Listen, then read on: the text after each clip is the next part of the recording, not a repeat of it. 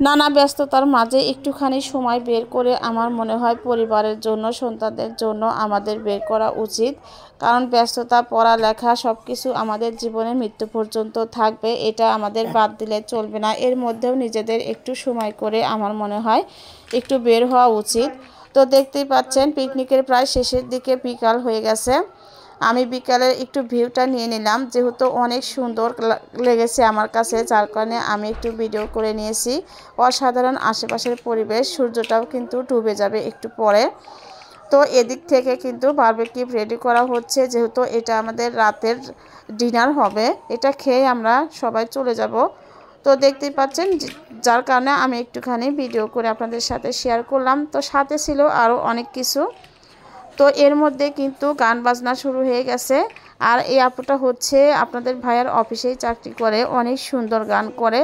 তো আপুর সাথে সাথে সবাই নাচানাচি করছে, যেহেতু সবাই ছুটি পেয়েছে, অনেক বেশি মজা করছে, ছোট বড় সবাই।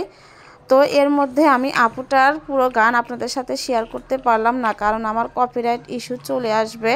যার কারণে, যেহেতু সাথে মিউজিক ছিল, মিউজিক না থাকলে আমি শেয়ার করতে পারতাম, এর জন্য আমি সরি।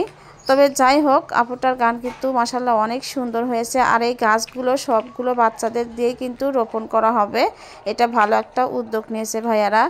আর এখানে দেখতেই পাচ্ছেন আনন্দ বিনোদন চলছে, সবাই নাচানাচি করছে।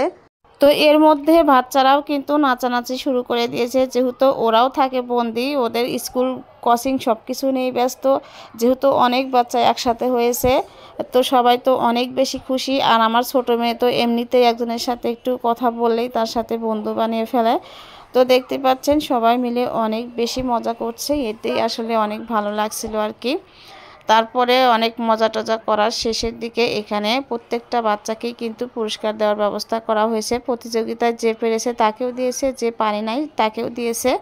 তো এখানে ভালো একটা উদ্যোগ নিয়েছে ভাইয়ারা, আমার কাছে অনেক ভালো লেগেছে। যেহেতু আমরা বড় বুঝি, ছোটরা তো বোঝে না। তো আমার ছোট মেয়ে, বড় মেয়ে, ওরাও কিন্তু পেয়েছে। এখানে দিয়েছে হচ্ছে সুন্দর পেন্সিল বক্স, রাবার, কাটার আর হচ্ছে রং পেন্সিল। তো মাশাআল্লাহ ওরা কিন্তু অনেক বেশি খুশি। এর মধ্যে মোটামুটি সবাইকেই দেওয়া হয়ে গেছে। আমাদের রাতের ডিনার কিন্তু দিয়ে দিয়েছে। এখানে দিয়েছে হচ্ছে একটা বারবিকিউ, তারপরে হচ্ছে একটা লাড্ডু আর 4 টুকরো নান রুটি, সাথে দিয়েছিল হচ্ছে সস।